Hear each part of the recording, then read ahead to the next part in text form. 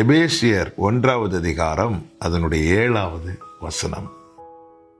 அவருடைய கிருபையின் ஐஸ்வர்யத்தின்படியே இவருடைய இரத்தத்தினாலே பாவ மன்னிப்பாகிய மீட்பு இவருக்குள் நமக்கு உண்டாயிருக்கிறது.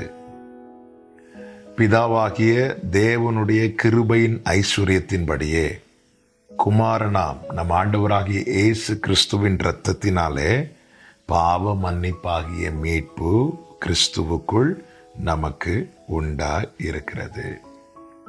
கிருபை, நிற்பது கிருபை, நிர்மூலமாகாதிருப்பது கிருபை, சாகாமல் பிழைத்திருப்பது கிருபை, வாழ்ந்திருப்பது கிருபை, நடப்பது கிருபை. ஆமென். ஒவ்வொன்றும் செய்வது தேவ கிருபையினாலே. இன்று நாம் அவருடையவர்களாய் அறியப்படுவதற்கு பின்னாக இருப்பது கிருபை, அழைக்கப்பட்டதுக்கு பின்னாக இருப்பது கிருபை,